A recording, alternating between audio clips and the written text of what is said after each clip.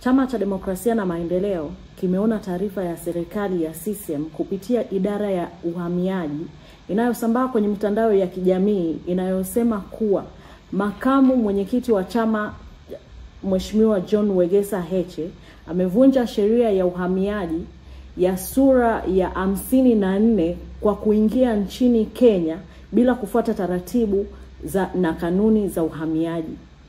Chama kimechukua taarifa hiyo kwa uzito mkubwa.